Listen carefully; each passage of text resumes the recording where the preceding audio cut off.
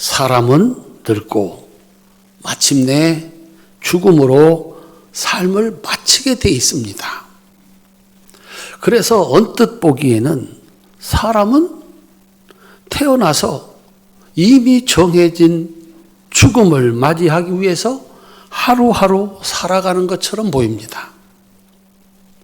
그래서 어떤 사람들은 인생은 끝이다, 죽으면 그만이다, 그렇게 죽음을 이해하는 사람들이 있습니다. 보다 잘 살기 위한 노력을 비웃습니다. 성경은 죽음을 뭐라고 얘기할까? 성경에서 죽음에 대한 정의는 사람에게 한 번 죽는 것은 정해진 것인데 그 후에는 천국과 지옥의 심판이 있다, 이렇게 써놨습니다. 이 정의를 받아들이는 사람에게 죽음은 끝이 아니라 삶의 완성입니다. 하루하루를 살아서 마침내 완성, 죽는 날이 그의 삶이 완성되는 것이고, 그리고서 천국 가는 것이다. 이 사람은 단 한순간도 함부로 살지 못합니다. 날마다 살아가는 것이고 그의 삶을 완성해 가는 것이기 때문입니다. 예수님은 죽음 이해를 어떻게 하셨을까? 예수님은 십자가에서 죽음을 맞이하면서 다 이루었다 하셨습니다. 다 이루었다. 내가 이 세상에 온 이유가 분명했고 나는 그 일을 완성했다라고 하는 것입니다. 예수님이 십자가에서 마지막 하신 말씀은 아버지, 내 영혼을 아버지 손에 부탁합니다 였습니다. 죽음이 끝이 아니라 내가 온 곳으로 돌아가는 삶의 완성임을 우리에게 가르쳐 주셨습니다. 오늘 본문은 그야말로 파란만장한 120년의 삶을 살아낸 모세의 죽음이 가르쳐주는 신앙생활 이해와 삶의 완성으로서의 죽음의 의미를 우리에게 생각하게 합니다. 먼저 모세와 같은 업적을 남긴 사람은 세상에 없습니다. 한 사람으로 살아서 최고의 업적을 남긴 사람이 있다면 모세입니다. 신명기 34장 10절부터 12절입니다. 우리들도 어느 날 장례식의 주인공이 될 텐데 목사님이 오셔서 내 장례식에 이렇게 좀 해줬으면 좋겠다라고 하는 마음을 담아서 함께 한번 읽어보겠습니다. 함께 읽겠습니다. 그 후에는 이스라엘의 모세와 같은 선지자가 일어나지 못하였나니 모세는 여호와께서 대면하여 아시던 자요 여호와께서 그를 애굽 땅에 보내사 바로와 그의 모든 신하와 그의 온 땅의 모든 이적과 기사와 모든 큰 권능과 위엄을 행하게 하심에 온 이스라엘의 목전에서 그것을 행한 자이더라. 아멘. 모세는 하나님 대신이었습니다. 그의 지팡이는 하나님의 지팡이였습니다. 그의 말은 하나님 말씀이었습니다. 그래서 그의 말을 듣고 순종하면 축복이고 그의 말을 듣지 않고 혹은 듣고도 순종하지 않으면 저주였습니다. 그렇게 그는 하나님이 함께 하시는, 하나님과 함께하는 삶을 살았습니다. 그런데 이 모세와 같이 죽은 사람도 없습니다. 신명기 34장 5절부터 7절입니다. 함께 읽겠습니다. 이에 여호와의 종 모세가 여호와의 말씀대로 모압 땅에서 죽어 벳부올 맞은편 모압 땅에 있는 골짜기에 장사되었고 오늘까지 그의 묻힌 곳을 아는 자가 없느니라. 모세가 죽을 때 나이 120세였으나 그의 눈이 흐리지 아니하고 기력이 쇠하지 아니하였더라. 아멘. 죽음이 단순히 삶의 끝이 아닌 한 사람의 삶의 완성이라면 모세의 삶의 완성은 이렇게 끝날 수는 없었습니다.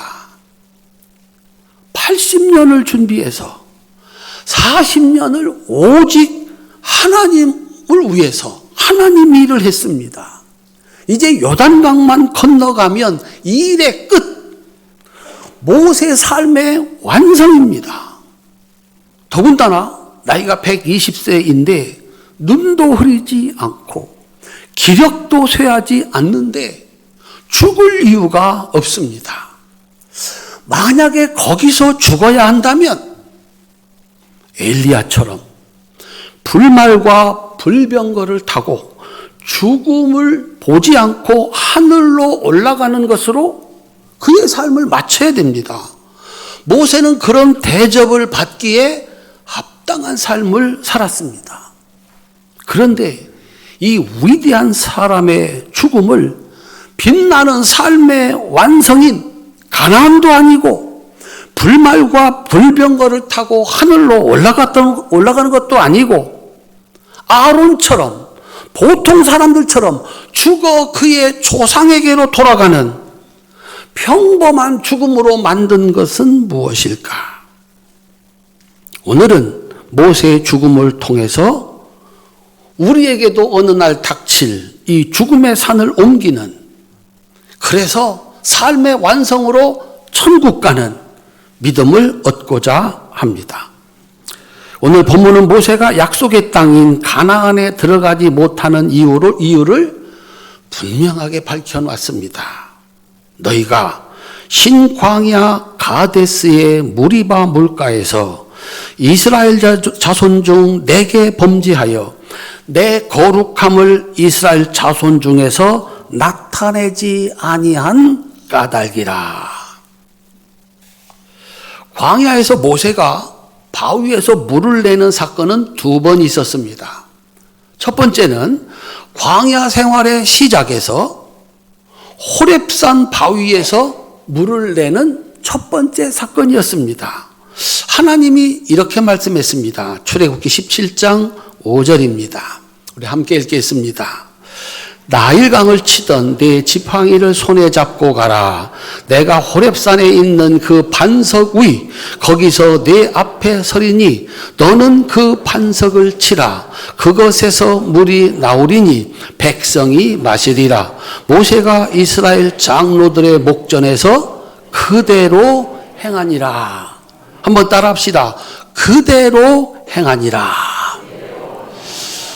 반석 앞에 네가 와서 네가 오면 나도 이제 거기 이렇게 서서 네가 이 지팡이로 반석을 딱 치면 내가 물이 나오게 할 것이다. 모세가 이 말씀을 듣고 그대로 행하니라. 2번째는 이제 40년이 지났습니다. 광야 생활을 거의 마칠 때 오늘 성경에 나오는 신광야 가데스 바로 이곳에였습니다. 신명기 20장 7절 8절입니다. 함께 읽겠습니다. 민수기 20장 7절 8절. 여호와께서 모세에게 말씀하여 이르시되 지팡이를 가지고 네 형 아론과 함께 회중을 모으고 그들의 목전에서 너희는 반석에게 명령하여 물을 내라 하라. 내가 그 반석이 물을 내게 하여 회중과 그들의 짐승에게 마시게 할지니라. 아멘. 문제는 여기였습니다. 상황은 똑같습니다. 백성들이 물이 없다고 하나님을 원망하고 모세를 대적하는 죄를 짓습니다. 첫 번째는 그렇다고 치자. 정신없이 나와가지고 정신을 차려보니까 광야 한복판에 60만 명이 나와 있는 겁니다. 장정만. 먹을 물이 어디 있습니까? 먹을 물이. 당연히 하나님을 원망하고 모세를 대적하는 것은 뭐 당연한 일이라고 하겠습니다. 그렇게 해서 하나님이 그들에게 기적적으로 물을 내려주신 겁니다. 그런데 40년이 지났습니다. 40년을 훈련을 했습니다. 하나님은 아침마다 먹을 양식을 내려주시고 아침마다 먹을 양식을 내려주시고 고기도 갖다 주시고 물 있는 곳으로 인도하시고 이제 물 없으니까 이번에도 하나님께서 물 주시겠지. 우리 활천교회 성도들은 다 그렇게 믿을 것 같아. 그냥 말이라도. 우리 활천교회 성도들은 다 그럴 것 같아. 그런데 이 사람들은요, 다시 하나님을 원망하고 모세를 대적했습니다. 그때에도 이번에도 똑같았습니다. 하나님은 그때에도 이번에도 모세에게 반석에서 물을 내라 명령하셨습니다. 그런데 반석에서 물을 내는 방법이 다릅니다. 40년 전에는 그 반석을 쳐라. 그러면 내가 물을 내주겠다. 이번에는 반석에게 명령하여 물을 내라 였습니다. 한번 따라합시다. 반석에게 명령하여 물을 내라. 모세의 행동이 전과 두 가지로 달랐습니다. 40년 전하고. 민수기 20장 9절부터 11절입니다. 함께 읽겠습니다. 모세가 그 명령대로 여호와 앞에서 지팡이를 잡으니라. 잠깐만요. 여기서 40년 전에는 어떻게 됐죠?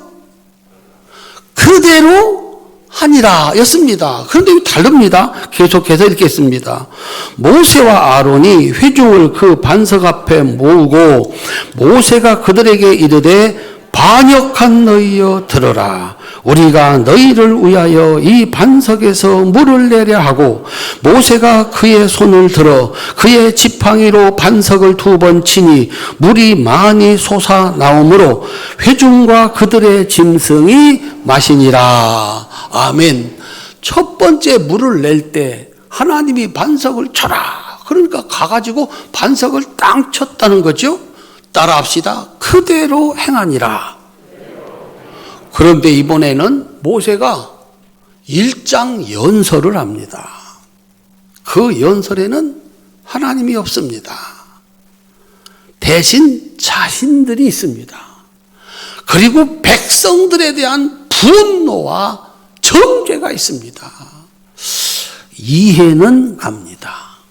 40년을 훈련했으면, 직분이 그만하면 이제는 믿을 때도 되지 않았느냐 한마디 했습니다. 그건 그렇다고 치고 반석에게 명령하여 물을 내라는 하나님의 말씀 대신 그의 지팡이로 40년처럼 반석을 쳤습니다. 한 번 가지고는 불안했을까? 2번을 내리쳤습니다. 이것이 120년의 삶을 완성이 아닌 죽음으로 만들었다고 오늘 본문은 기록하고 있습니다.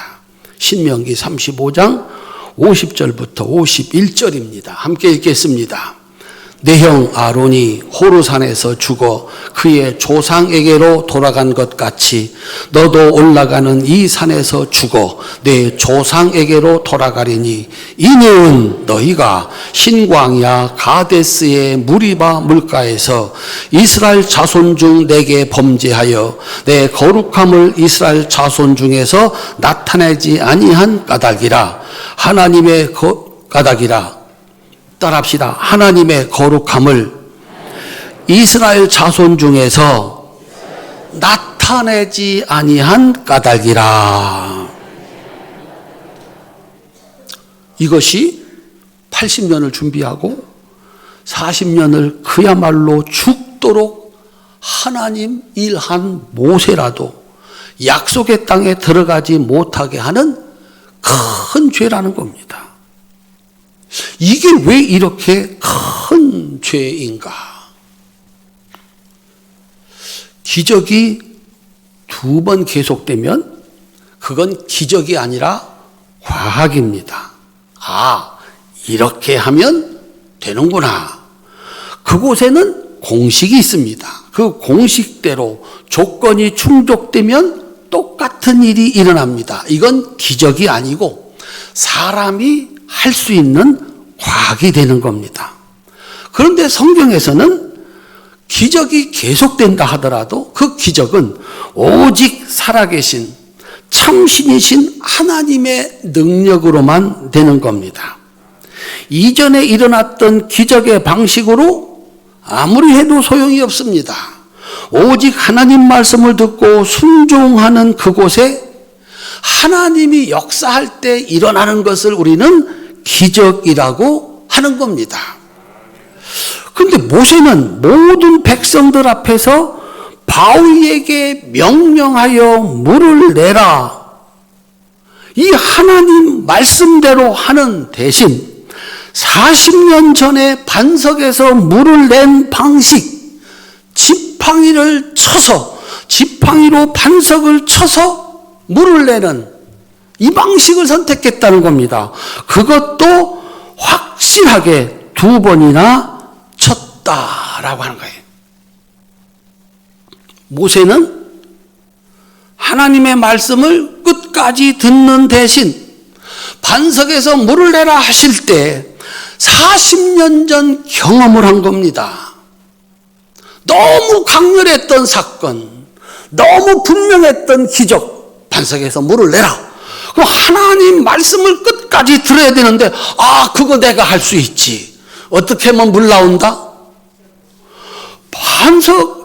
반석에서, 바위에서 물이 나오는 방법 혹시 있나요?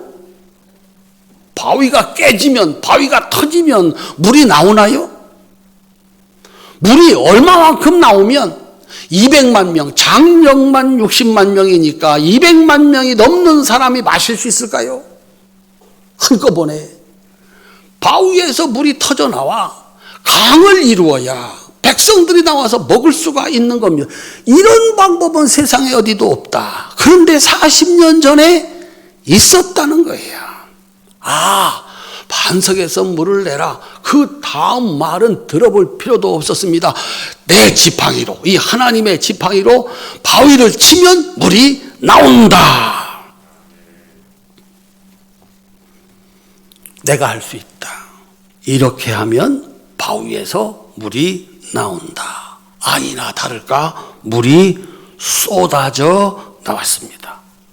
모세는 그렇게 반석에서 물을 내는 하나님밖에 할 수 없는 기적을 자신이 알고 있는 방식, 그래서 자신이 했다고, 자신의 능력으로 했다고 생각을 하게 된 겁니다. 그래서 이거 하나님이 하셨습니다. 이 일을 할 수 있는 분은 유일하신 참신 여호와 하나님뿐입니다. 따라합시다. 하나님께 영광을 돌립시다.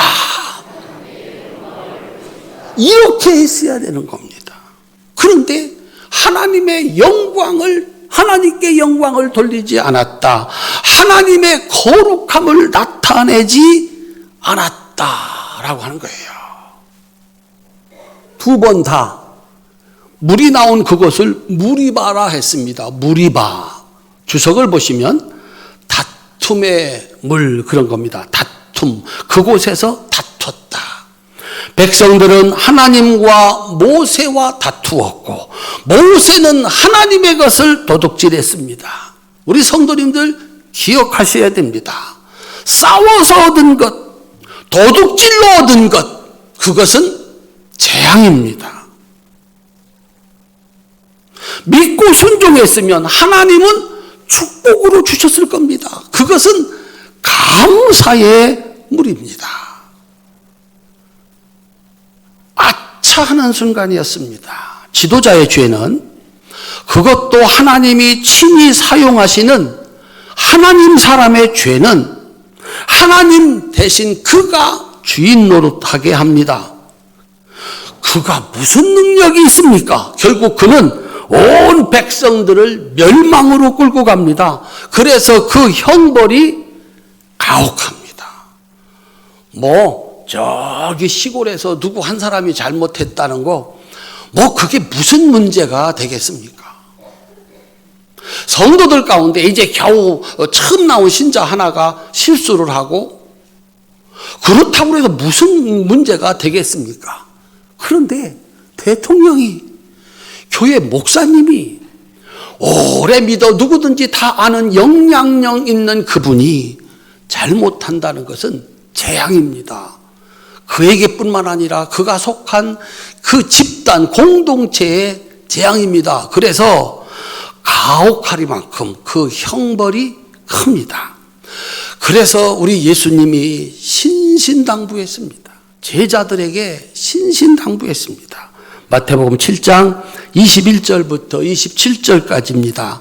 빨간 글씨 나오면 잘 기억하셔야 됩니다. 함께 읽겠습니다. 나더러 주여 주여 하는 자마다 다 천국에 들어갈 것이 아니요 다만 하늘에 계신 내 아버지의 뜻대로 행하는 자라야 들어가리라. 그날에 많은 사람이 나더러 이르되 주여 주여 우리가 주의 이름으로 선지자 노릇하며 주의 이름으로 귀신을 쫓아내며 주의 이름으로 많은 권능을 행하지 아니하였나이까 하리니 그때에 내가 그들에게 밝히 말하되 내가 너희를 도무지 알지 못하니 불법을 행하는 자들아 내게서 떠나가라 하리라.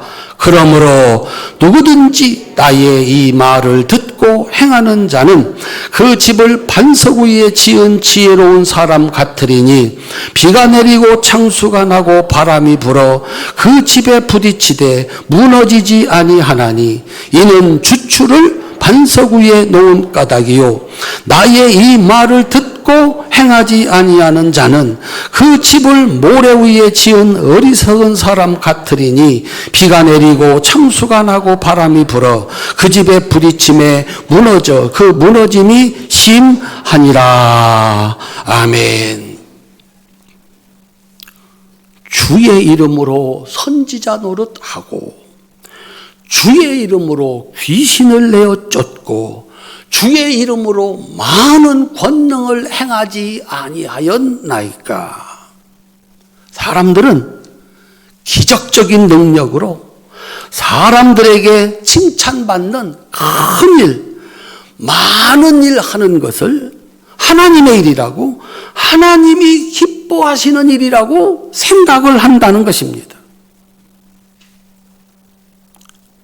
옛날에 있었던 그 영광스러운 기적을 오늘도 꿈꾸어서 그 기적이 다시 일어나기를 바라는 겁니다. 큰일을 하려니까, 사람들에게 폼나는 일을 하려니까, 사람들에게 칭찬받는 일을 하려니까 뭐가 필요합니까? 성전을 지어야 되고 이 일도 하고 저 일도 해야 되니까 돈이 많이 필요합니다. 교회를 부흥시키고 숫자를 많이 늘리려니까 사람들이 필요합니다. 옛날에 그런 기적을 일으키려니 그런 헌신이 필요합니다. 그래서 교회 안에는 정죄가 가득합니다. 성전 지으려고 하는데 왜 헌금하지 않느냐? 교회가 부흥해야 되겠는데 왜 전도하지 않느냐? 사람들에게 칭찬받아야 되겠는데 왜 좋은 일을 하지 않느냐? 교회 오면은 칭찬은 간 곳 없고 정죄와 심판만 가득하다라고 하는 겁니다. 더 많이, 더 큰 일을 하는 것을 서로 자랑을 합니다. 문제는 이겁니다. 자기 방식대로, 자기 생각대로 했으니 결과도 자기가 했다고 믿는 겁니다. 그래서 하나님께 영광을 돌리는 대신 자기 자랑을 삼습니다. 이것이 가나안 바로 앞에서 모세의 죽음을 완성이 아닌 죄인의 죽음으로 만든 마귀의 변하지 않는 계략입니다. 예수님 말씀했습니다. 이것 가지고 하나님 아들이라 천국 백성이라 하지 말라. 우리 성도님들 기억하십니까? 마귀가 하나님의 사람을 죄인으로 만들고 세상을 지옥으로 만들기 위한 계략으로 첫 번째 한 말이 뭔지 기억하십니까? 성경에 등장하는 마귀의 첫 번째 말 따라합시다. 죽지 않는다. 그 다음은요, 너도 하나님처럼 될 수 있다. 그러니 하나님 말 들을 필요가 없다. 여기 걸려 넘어간 겁니다. 이 마귀의 계략에 걸려든 사람은 자기는 죽지 않을 거라고 생각합니다. 아버지 돌아가셨고 어머니 돌아가셨고 친구들도 세상을 떠났는데 나는 죽지 않을 거라고 생각합니다. 죽는 순간까지도 그 죽음이 뭔지도 모르고 죽는 겁니다. 그래서 잘못한 게 있으면 회개하고 해야 될 게 있으면 하고서 삶을 완성하고 천국 가는데 이걸 못하게 하는 겁니다. 너도 하나님처럼 될 수 있어. 네가 왜 하나님 말 들어야 돼? 그래서 오늘 또 이 계략에 걸려든 사람들은 하나님 말 듣지 않습니다. 반면에 하나님의 아들이신 예수님이 이 세상을 천국 만들기 위해서 첫 번째 하신 말씀을 기억하십니까? 제가 1부 예배 때는 성가대한테 물어봤습니다. 우리 성가대 한번 대답해 보시겠습니까? 너무 어려운 걸 질문한 것 같습니다. 예수님이 하나님의 아들로서 사람을 구원하고 세상을 천국 만들기 위해서 첫 번째 하신 말씀 기억하십니까? 더 큰 일 해라. 더 영광스러운 일을 해라. 더 많은 일을 해라. 그게 뭐냐? 그거 아니었습니다. 한번 따라 하실까요? 회개하라. 천국이 가까이 왔느니라. 그 예수님이 이 세상에 오셔서 마지막 한 일을 기억하십니까? 마지막 한 일이 뭡니까? 사람을 구원하고 이 세상을 천국 만들기 위해서 예수님이 하신 마지막 일, 원수를 무찌르고 세상을 구원하는 큰 능력이 아니라 하나님 말씀에 순종해서 십자가에서 죽는 것이 예수님 삶의 완성이었습니다. 반대로 마귀의 계략은 오직 자신의 뜻이고 자신의 방식입니다. 그들은 자신의 뜻을 이루기 위해서 수단과 방법을 가리지 않습니다. 정죄하고 심판합니다. 국가 틀렸다.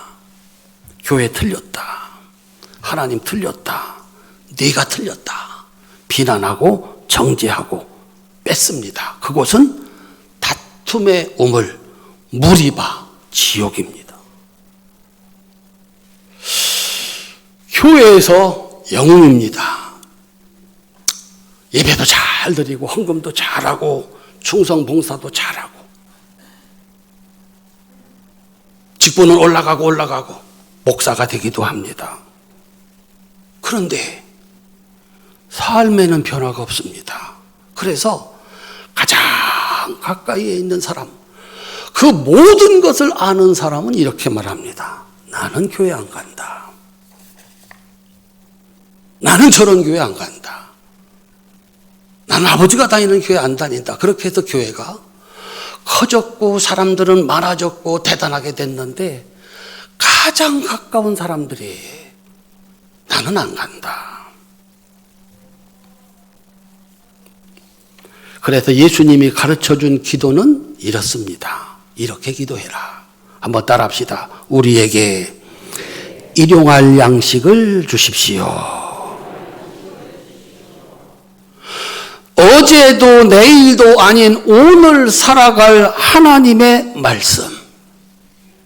하나님이 우리에게 원하는 게 뭐냐? 하나님 말씀 들어서 그 말씀을 따라 살아라. 잘못한 것 버리고 해야 될 것 해라. 오늘은 어제가 아닙니다. 오늘은 내일도 아닙니다. 오늘 우리에게 하나님께서 주시는 말씀이 있습니다. 참 오늘은 좋은 날입니다. 근심 걱정이 없어. 나에게 이런 날이 있나? 따라합시다. 오늘을 살 은혜를 주옵소서. 이날 오만 방자하고 겁도 없고 이제는 다 됐다 생각하십니까? 나는 성공했고 나에게는 그런 날, 저 사람들이 겪는 그런 어려움 오지 않을 거야. 정말 그럴까요? 그 다음 날 상상도 못했던 일이 벌어집니다.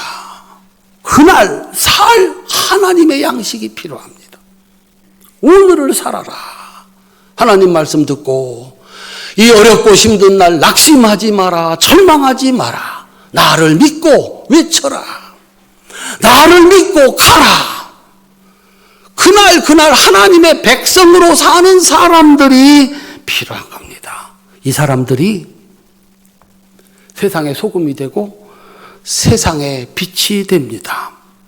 그 날들이 하루하루 쌓여서 삶의 완성인 죽음으로 천국 가게 되는 겁니다. 이것이 내가 교회 오는 목적, 신앙생활하는 목적입니다. 여기 와서 큰일 하는 게 아니라 내가 하나님의 백성으로 살아가는 것. 모세가 얼마나 원통했을까? 아차 싶었습니다. 그 순간 40년 전 그날처럼 예 하나님 따라합시다. 말씀대로 하니라. 그거여야 했습니다. 나도 할 수 있어. 큰일 할 수 있어. 사람들 앞에 폼나게 할 수 있어. 그런데 모든 영광을 하나님께 돌리는 거예요. 내가 한 것 아닙니다. 하나님만 하실 수 있습니다. 여기까지 온 것 하나님의 은혜였습니다. 하나님 말씀 듣지 않고 내 생각대로 하면 죽도록 일하고 저주받고 지옥 갑니다. 조그만한 일이라도 좋으니까 하나님 말씀 따라 일하면 복받고 천국 갑니다. 다른 사람은 속일 수 있습니다. 세상 거리에서 전도할 수 있습니다. 그런데 내 식구는 못 속입니다. 내 자식은 못 속입니다.